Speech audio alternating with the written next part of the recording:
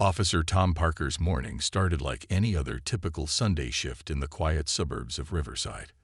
The gentle autumn breeze rustled through the trees as he sipped his coffee, parked strategically near Oak Street, his usual spot for catching speeders who thought they could take advantage of the peaceful weekend morning. The clock had just struck 8:30 a.m. when a sleek black Mercedes caught his attention. It wasn't just the speed that made him look twice. The car was doing at least 15 over the limit, but something about the way it moved, weaving between lanes with a sense of urgency that seemed out of place for a Sunday morning. Tom flicked on his lights and pulled out onto the road. The Mercedes initially seemed to hesitate, slowing down before it finally pulling over near a small coffee shop. Through his rearview mirror, he could see the driver, a woman in what appeared to be an expensive business suit, shifting in her seat, clearly agitated. As he approached the vehicle, he noticed several things. The pristine condition of the car, the designer handbag visible on the passenger seat, and most notably, the driver's irritated expression behind her dark sunglasses. She was tapping her fingers impatiently on the steering wheel, a gesture that immediately put Tom on edge. "Good morning, ma'am," he said, keeping his tone professional. "I pulled you over for going 45 in a 30 zone. Could I see your license and registration, please?" The woman's response caught him off guard. Instead of reaching for her documents, she let out an exasperated sigh. "Officer, with all due respect, I highly doubt I was speeding. I'm running late for an extremely important meeting, and I don't have time for this." Her tone was clipped, almost dismissive, as if Tom was nothing more than an inconvenient delay in her schedule. He'd dealt with attitudes before, but something about her demeanor suggested she was used to getting her way. "Ma'am, I need to see your license and registration," he repeated, firmer this time. The woman's response was to reach for her phone instead. "Do you know who I am?" she asked, her fingers already dialing. "This is completely unnecessary. I'm going to make a call, and we'll sort this out quickly." Tom's patience began wearing thin. In his 15 years on the force, he'd learned that when someone asked if you knew who they were, it usually meant trouble. "Ma'am, please step out of the vehicle," he instructed, his hand instinctively moving to rest on his belt. The situation was escalating faster than he'd anticipated. What should have been a routine traffic stop was turning into something else entirely.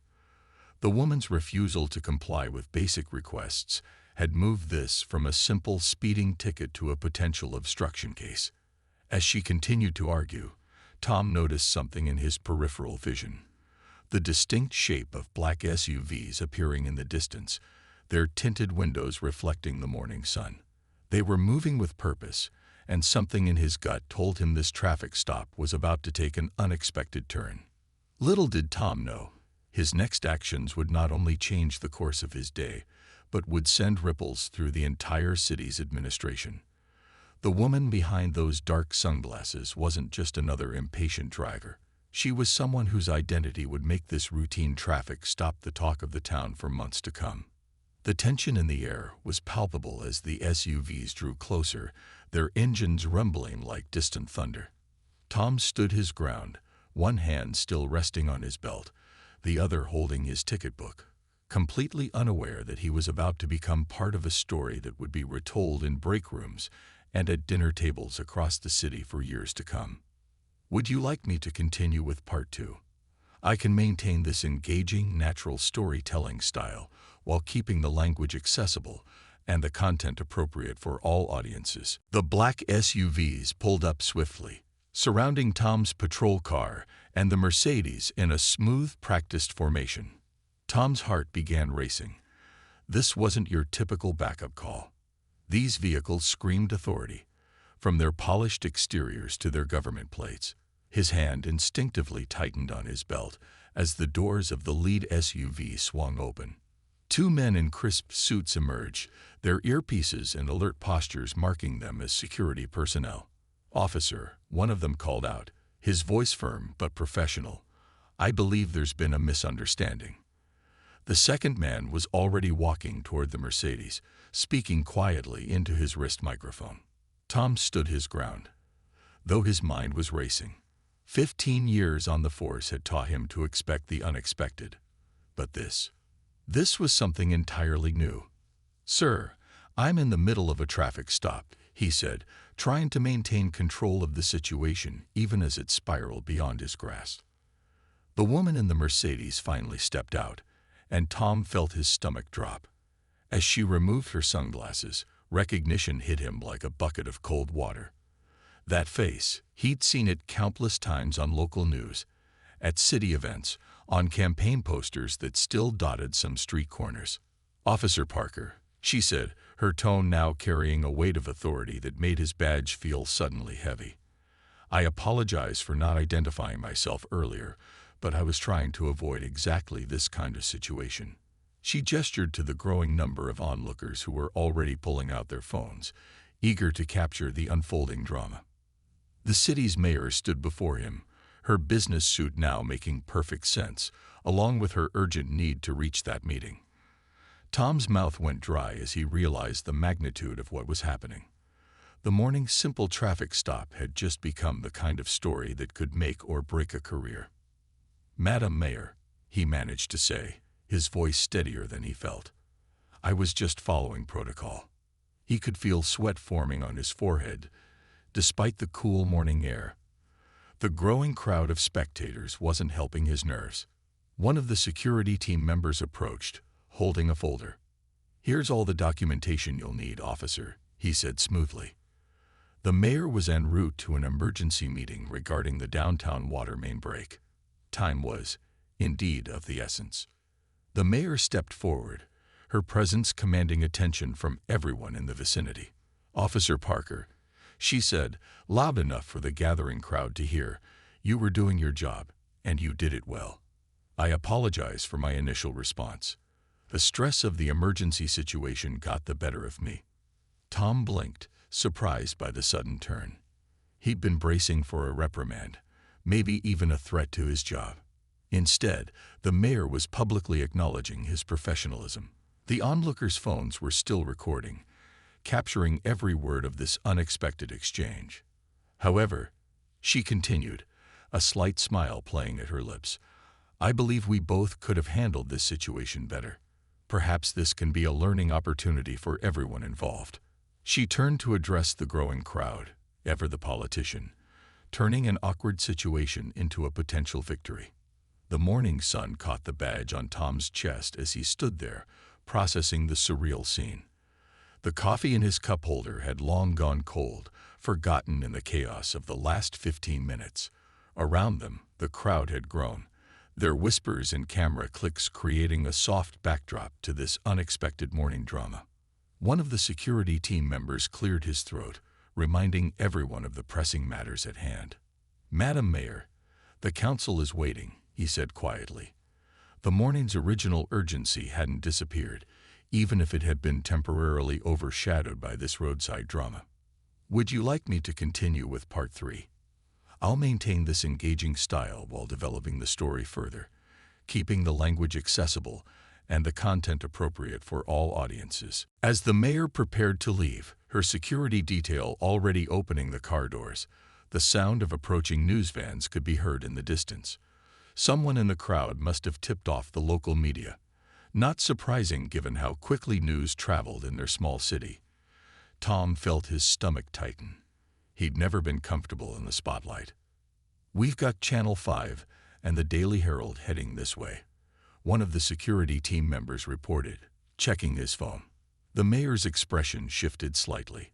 She was clearly calculating the political implications of this morning's events. With a decisive nod, she turned back to Tom. "Officer Parker, would you mind walking with me for a moment?" she asked, gesturing away from the growing crowd.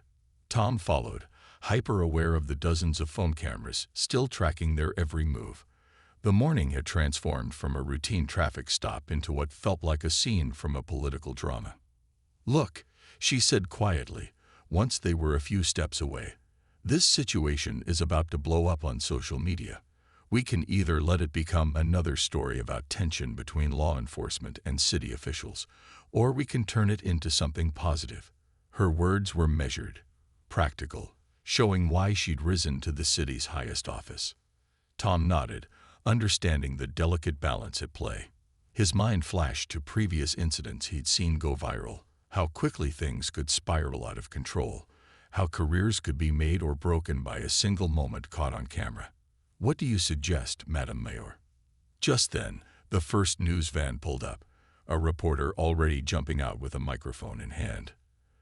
The mayor smiled, not her political smile, but a genuine one that caught Tom off guard. "Follow my lead," she said, "and just be honest. Sometimes the best strategy is simply telling the truth." The reporter approached quickly, her cameraman close behind. "Madam Mayor, Officer, can you tell us what's happening here?" The crowd pressed closer, eager to hear the exchange. The morning sun was higher now, making Tom squint as he faced the camera.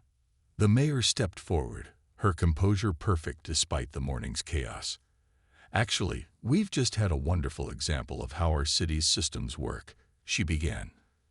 Tom watched in amazement as she transformed the potentially embarrassing incident into a story about accountability and mutual respect. "Officer Parker here was doing exactly what we want our law enforcement to do, enforcing our laws equally, regardless of who might be behind the wheel," she continued.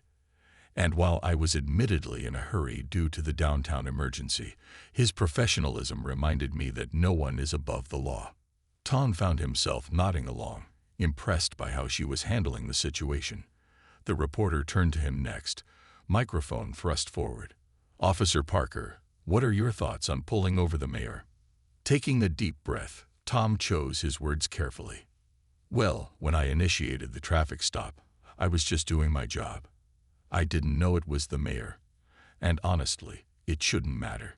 Safety on our streets is important for everyone." He was surprised by how steady his voice sounded.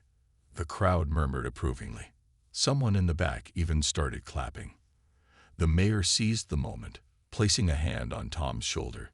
"This is exactly the kind of integrity we need in our city. Now, if you'll excuse us, we do have a water main emergency to address." As the mayor turned to leave, she whispered quickly to Tom, "Come by my office tomorrow morning. I think we can use this situation to build some bridges." Before he could respond, she was heading back to her car, her security detail smoothly clearing a path through the gathered crowd. The news reporter was already doing her stand-up conclusion, the morning sun creating a perfect backdrop for her report. Tom stood there for a moment, watching as the mayor's motorcade pulled away, sirens silent but lights flashing. His simple Sunday morning traffic stop had somehow turned into something much bigger, something that might actually make a difference in how their city operated. Would you like me to continue with part 4?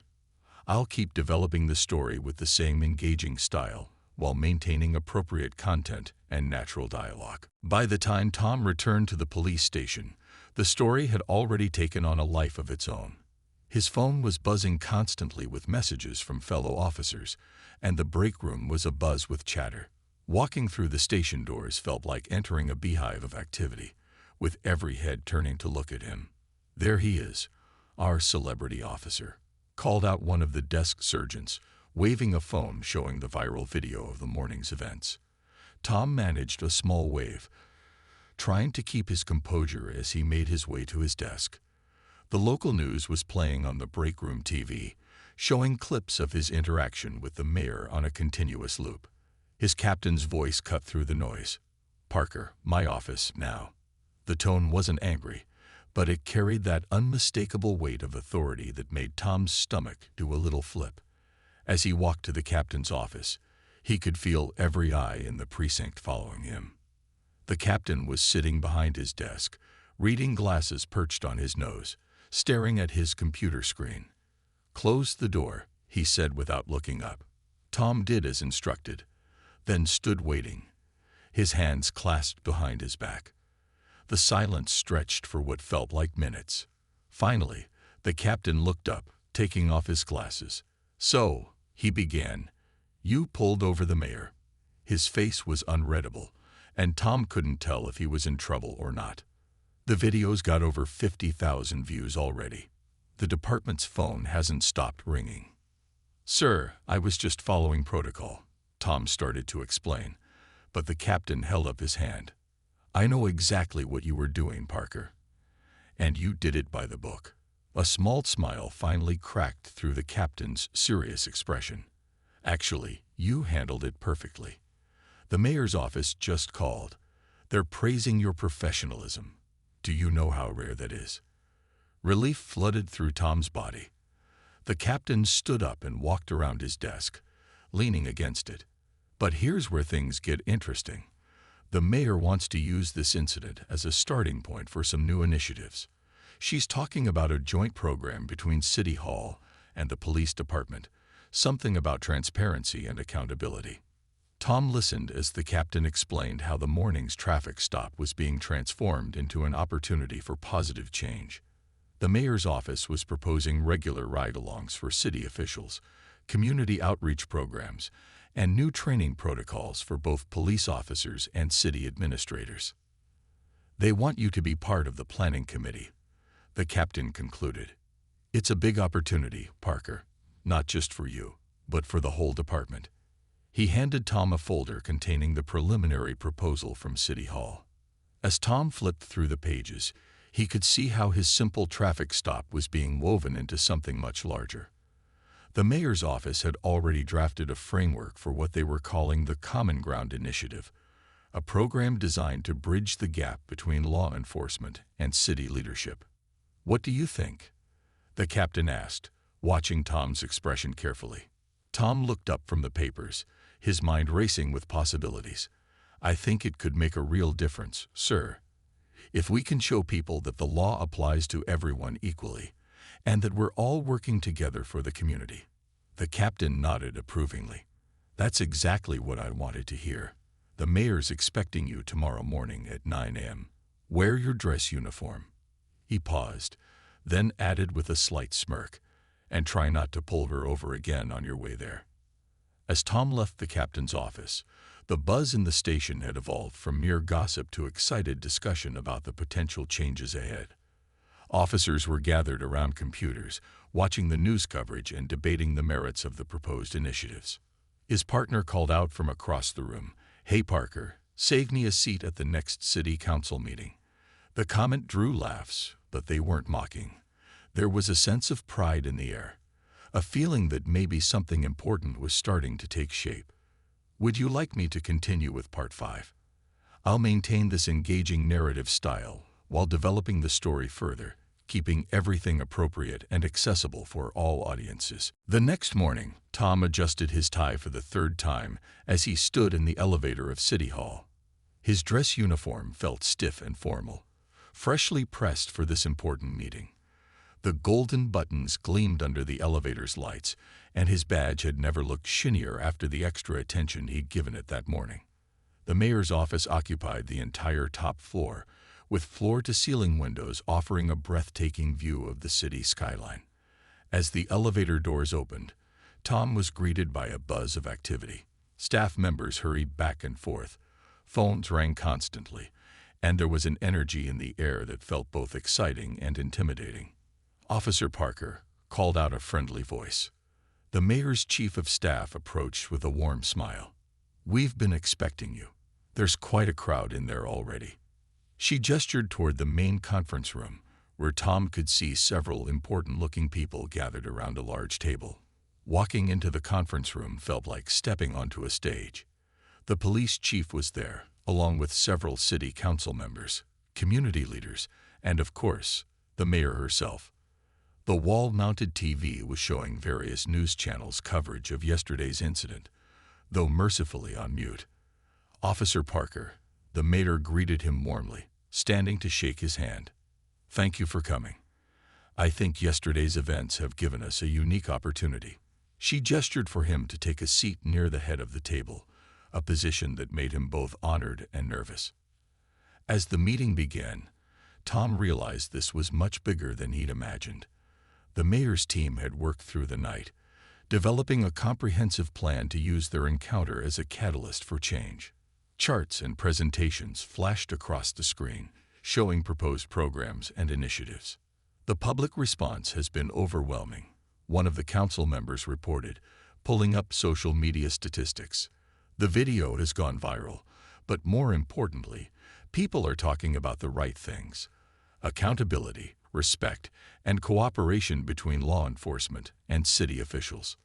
The police chief leaned forward. "We've received calls from 3 neighboring cities already. They want to know more about implementing similar programs." He looked at Tom with approval. Sometimes the best changes come from unexpected moments. The mayor stood up, commanding everyone's attention. "What happened yesterday could have gone very differently," she admitted. "But thanks to Officer Parker's professionalism and our ability to turn this into a teaching moment, we have a chance to make real changes." She clicked to the next slide, revealing the details of the Common Ground initiative. The program would include regular meetings between police officers and city officials, community forums where citizens could voice their concerns, and a new training program focusing on mutual understanding and respect. "Officer Parker," the mayor turned to him, "we'd like you to be the face of this initiative. Your actions yesterday demonstrated exactly what we're trying to teach: that the law applies equally to everyone, and that professionalism and respect can turn potential conflicts into opportunities." Tom felt the weight of every eye in the room on him.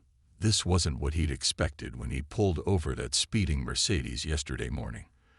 But looking around the room, seeing the genuine enthusiasm and commitment to positive change, he knew this was something important.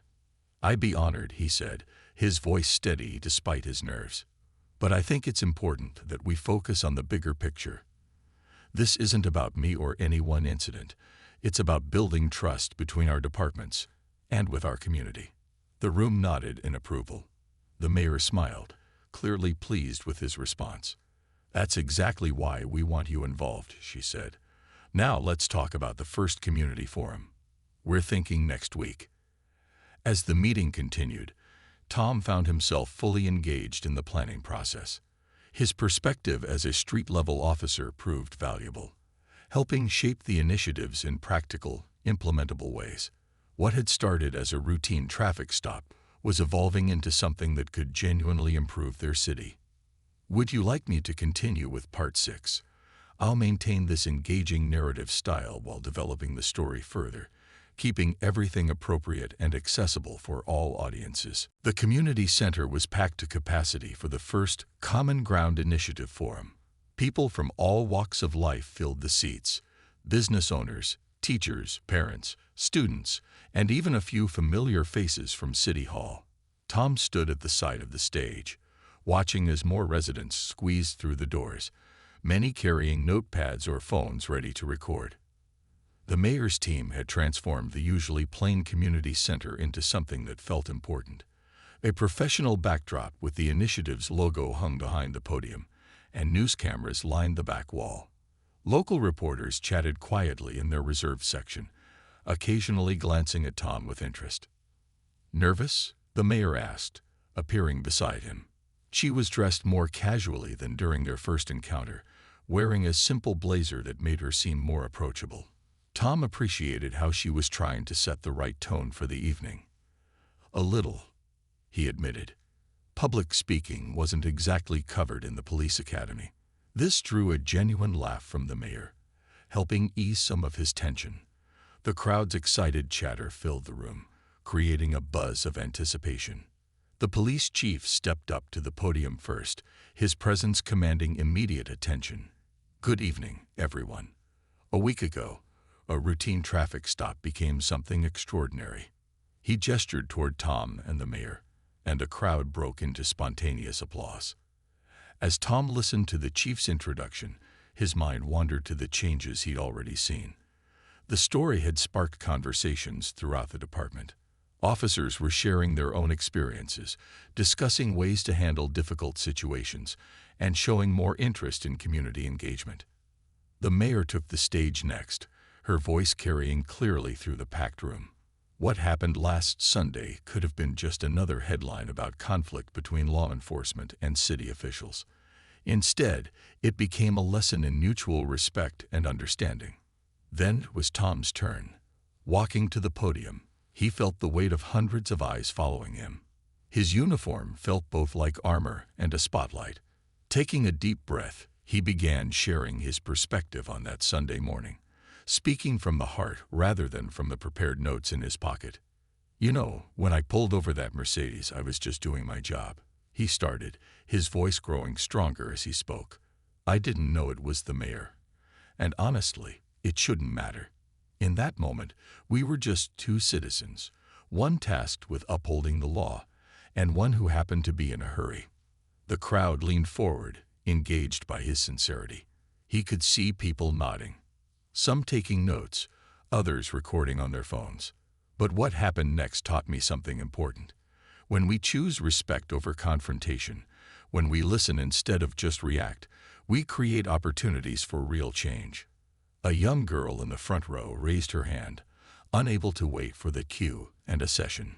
Tom paused, looked at the mayor, who nodded with approval, and acknowledged her. "Yes. Do you still give tickets to important people?" she asked innocently, causing laughter to ripple through the crowd. Tom smiled, appreciating the straightforward question. "The law applies to everyone equally," he answered, looking directly at the mayor, who nodded in agreement. "That's what makes it fair. But how we enforce the law, how we treat each other during these interactions, that's what makes us a community." The evening continued with community members sharing their own stories and suggestions. People who might never have spoken to each other were engaged in meaningful discussions about improving police-community relations. The mayor's staff scrambled to write down all the ideas being proposed. As the forum wrapped up, Tom noticed something remarkable. People weren't rushing to leave. Instead, small groups had formed throughout the room, officers chatting with residents, city officials engaging with community leaders, everyone finding common ground in their shared desire to improve their city. "Would you like me to continue with Part 7? I'll maintain this engaging narrative while keeping the story moving forward with the same accessible language and appropriate content." The following weeks brought changes that nobody could have predicted. Tom's regular patrol route had transformed into something entirely different. People would wave as he drove by, sometimes even stopping to chat about the initiative. Local shop owners who used to barely notice him now offered friendly nods and occasional cups of coffee. One sunny afternoon, while Tom was parked near the downtown shopping district, a young boy approached his patrol car with his mother. The boy couldn't have been more than 7, clutching a handmade card decorated with crayon drawings of police cars and what appeared to be the mayor's Mercedes. "Officer," the mother said warmly, "my son wanted to give you this. He saw you on TV, and now he can't stop talking about becoming a police officer who helps make things better." Tom accepted the card, genuinely touched by the gesture. The boy beamed with pride as Tom thanked him and showed him the inside of his patrol car. Back at the station, things were different too. The walls of the break room, once covered with old notices and regulations, now displayed newspaper clippings about the initiative's success and photos from community events. Officers who used to compete for the most tickets written were now sharing stories about positive interactions with citizens. The mayor had kept her word about making changes. City officials regularly joined officers on patrol, getting first-hand experience of daily police work. In return, officers attended city council meetings, offering their perspective on community issues. The barriers between departments were slowly breaking down. One morning, Tom's captain called him into the office again. This time, instead of tension, there was excitement in the air. "The governor's office called," the captain announced, unable to hide his smile. "They want to know more about our program. Apparently, other cities are interested in implementing similar initiatives." Tom sat down, processing the news. "It's getting bigger than we expected, isn't it?" He reflected, thinking back to that simple traffic stop that started it all. "That's not all," the captain continued, pulling out a letter. "The National Police Association wants you to speak at their annual conference. They're calling our initiative a model for modern community policing." The news spread quickly through the department. Officers who had initially been skeptical of the changes were now its biggest supporters. The results were hard to argue with. Complaints against officers had dropped significantly, and community cooperation had improved dramatically. Later that week, During a follow-up community forum, an elderly gentleman stood up to share his story. "I've lived in this city for 60 years, he began, his voice slightly shaky but clear. "And I've never felt more connected to our police department and city officials than I do now." The mayor, sitting next to Tom on the stage, leaned over and whispered, "Not bad for a traffic stop, huh?" They shared a knowing smile, both remembering the tension of that Sunday morning that now seemed so long ago. As the forum continued, Tom noticed a group of teenagers in the back, actually paying attention instead of being glued to their phones. They were part of the new Youth Advisory Committee, another outcome of the initiative. Their fresh perspective had already led to several innovative programs, including a police youth basketball league that had become surprisingly popular. After the forum, Tom stopped by his favorite coffee shop. The owner, who used to eye police officers with suspicion, greeted him warmly. "Your usual, Officer Parker?" she asked, already preparing his coffee. "And I've got some ideas for the next community meeting, if you've got a minute to chat." Standing there, sipping his coffee and discussing community improvements with a once skeptical citizen, Tom realized something profound. The initiative hadn't just changed how the police department operated or how city officials interacted with the public. It had changed how people saw each other. They weren't just roles anymore.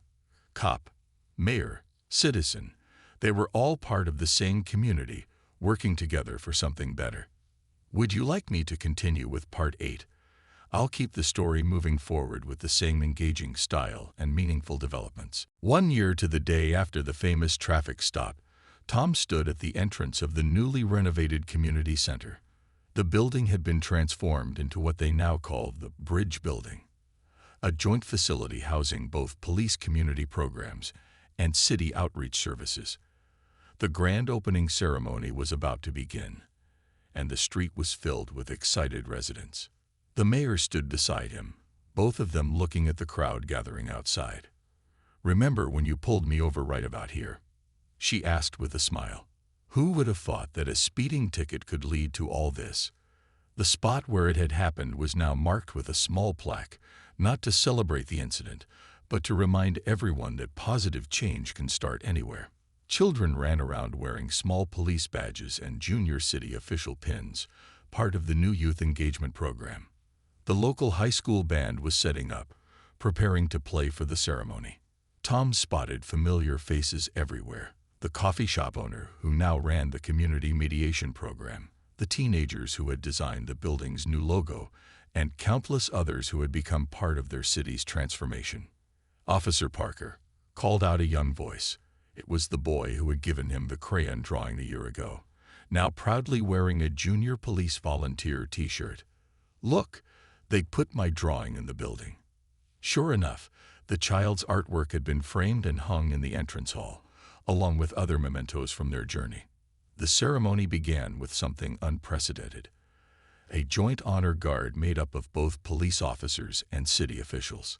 The mayor's speech was brief but powerful, focusing on how their city had become a model for others across the country. "We've had visitors from 50 different cities," she announced proudly, all coming to learn how a simple traffic stop led to a revolution in community relations. When it was Tom's turn to speak, he kept it simple. "A year ago, I was just doing my job," he said, looking out at the faces he now knew so well. "But what happened that day taught me that sometimes doing your job isn't enough. Sometimes you have to be willing to turn an awkward moment into an opportunity for change." The biggest surprise came when the police chief and the mayor jointly announced the creation of the Parker Grant, a yearly fund to support innovative community police partnership programs. Tom felt his eyes get misty as they explained that the grant would help other cities implement similar initiatives. After the ceremony, as people toured the new facility, Tom walked through the building's different sections. There was the youth center where officers taught everything from self-defense to computer coding. The community meeting rooms were already booked solid for months with various programs. The police substation had been designed to be welcoming and accessible, with glass walls and a comfortable waiting area. An elderly woman touched his arm as he passed. "You know, officer," she said softly, I used to be scared to talk to police. Now my granddaughter wants to be one. She pointed to a young girl in the crowd who was chatting animatedly with a female officer about the youth cadet program. As the day wound down, Tom found himself back at his patrol car. The mayor walked over, holding 2 cups of coffee from the shop where so many community meetings had started. "Well, Officer Parker," she said, handing him a cup, "ready for another year of building bridges." Looking around at his transformed community, at the kids playing safely in the streets, at officers chatting easily with residents, at city officials and community leaders working together, Tom smiled. "You know what?" he replied. "I think we're just getting started." The sun was setting over their city, casting a warm glow on the new bridge building. Inside, programs were already underway, voices and laughter spilling out onto the street. What had started with a traffic stop had grown into something none of them could have imagined. A true community, working together to build a better future for everyone. Would you like me to write an epilogue or expand on any particular aspect of the story? I can maintain this same engaging style while adding more detail to any part you'd like to explore further.